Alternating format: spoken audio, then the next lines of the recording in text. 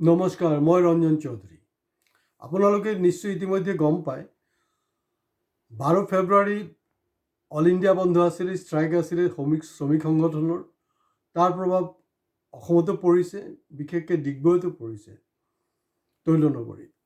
এতিয়া কথাটো হ'ল, সেইদিনাখনে একজন শ্ৰমিকক নৃশংসভাৱে হত্যা কৰিছে কেইজনমান মুছলমানে। আছে লগত একজন বিহাৰী আছে, কিবা চাহানি লিখে, আৰু একজন হিন্দু বঙালী আছে, ভট্টাচাৰ্যী লিখে। কোনোবাই কৈছে ব্ৰাহ্মণ মানুহ। মই ক'লো সেইবিলাকতো ব্ৰাহ্মণ নহয়, সেইবিলাক বদমাইছ হয়। চক্ৰৱৰ্তী, ভট্টাচাৰ্যী, কিবা কিবা শৰ্মা, এইবিলাক লিখিলে ব্ৰাহ্মণ নহয়। ব্ৰাহ্মণটো বেলেগ বস্তু, মই ইয়াৰ আগতো কৈছোঁ।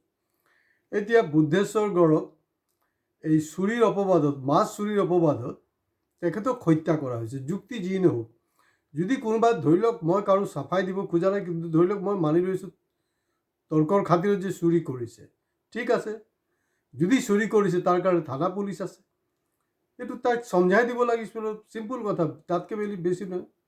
কিন্তু এতিয়া আজি মই প্ৰশ্ন কৰিব বিচাৰিছোঁ, জিতেন দত্ত ডাঙৰীয়া, যিজনে নেকি স্বাধীন অসমৰ সপোন দেখুৱাইছিলে, বহুতক হত্যাও কৰিলে, চালফা হ'ল, কিবা কিবি কৰি চৰি মানে সম্পত্তি গোটালে, সেইবিলাক কৰি আছে, কৰি থাকক।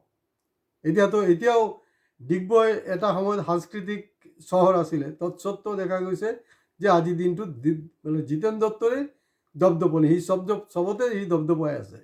আৰু সাংস্কৃতিকবান যিবিলাক মানুহ, তাহাঁতি তল পৰি গৈছে। তাতে বিভিন্ন সভা সমিতি কমিটিবিলাকত তেওঁ সৰ্বসৰ্বা। আৰু এতিয়া তেওঁ সঘনাই কোৱা নাছিলে জানো, এইটো 2025-ত যে 15 আগষ্টৰ পিছত আমি চব মানে মুছলমানক খেদি পঠিয়াম, বাংলাদেশীক খেদি পঠিয়াম, মিয়াক খেদি পঠিয়াম। বাংলাদেশী মিয়া থিয়া বুলি একো নাই, মুছলমান। মেইন কথাটো end of the day anti Muslim, তাৰমানে বিজেপিৰ খোজামতৰ কাৰণে এইবিলাক কৰি আছিলে। এতিয়া 2025-ৰ 15 আগষ্ট গ'ল, 2026-ৰ 15 আগষ্ট আহিবলৈ লৈছে। তো আপুনি কি ঘণ্টা কৰি আছে?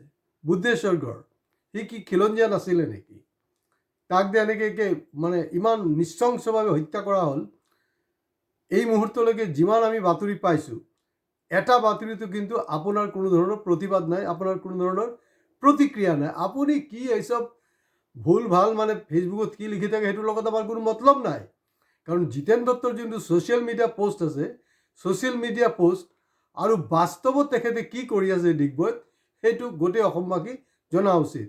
আৰু তাতকৈ ডাঙৰ প্ৰশ্নটো হ'ল, ডিগবৈতো সম জিলা ডিক্লেয়াৰ হৈছে।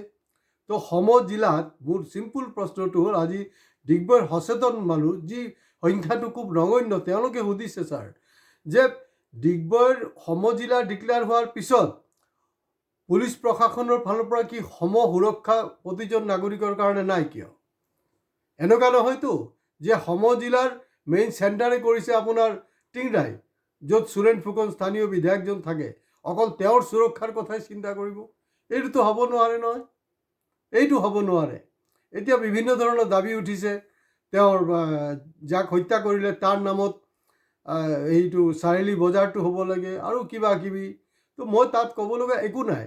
মূল কথাটো হ'ল যে হেৰি হোৱাটো, মানে আপোনাৰ কাৰ নামত চাৰিআলি বজাৰ হ'ব, কাৰণ চাৰিআলি বজাৰৰ এটা এই ব্ৰিটিছ পিৰিয়ডৰ পৰা এটা তাৰ ঐতিহাসিক হেৰি আছে, এটা ঐতিহ্য আছে। তাত চেঞ্জ কৰক কেলে? ইয়াত দেখোন তিনিচুকীয়াত দেখোন হেৰিয়ে হ'ল, আপোনাৰ কি শ্বহীদ খগেশ্বৰ মাৰ্কেট। খগেশ্বৰ মাৰ্কেটত কি হৈ আছে, খবৰটো লওকচোন, খবৰ লওক, ন্যায় বিচাৰ লাগিব। আৰু তাতকৈও ডাঙৰ কথাটো হ'ল যে ডিগবৈৰ নাগৰিকৰ সুৰক্ষা দিয়াটো প্ৰশাসনৰ দায়িত্ব, অকল ডিগবৈৰ বিধায়কৰ সুৰক্ষা দিয়াটো প্ৰশাসনৰ কাম নহয়। তো সম জিলাত সম বিচাৰ, সম সুৰক্ষাৰ দৰকাৰ। তো গতিকে ডিগবৈৰ স্মাৰ্ট পুলিচ সম্পূৰ্ণৰূপে ব্যৰ্থত। আৰু তাতকৈ ডাঙৰ কথাটো হ'ল যে ইয়াত জিতেন দত্তৰ অসুবিধাটো ক'ত, যি সঘনাই খিলঞ্জীয়াৰ পক্ষত সুৰক্ষাৰ কথা পাতি থাকে। আজি যে মুছলমানে খিলঞ্জীয়া বুদ্ধেশ্বৰ গড়ক হত্যা কৰিলে, নৃশংস হত্যা কৰিলে, সেইটোক লৈ জিতেন দত্ত কিয় নিমাতী কন্যা হৈ বহি আছে? আজি ইয়াতে শেষ কৰিছোঁ। আমাৰ এই ভিডিঅ' ভাল লাগিলে শ্বেয়াৰ কৰিব, লাইক কমেণ্টছৰ লগত হয় আপোনালোকে ছাবস্ক্ৰাইব কৰিবলৈ প্লিজ নাপাহৰিব। নমস্কাৰ।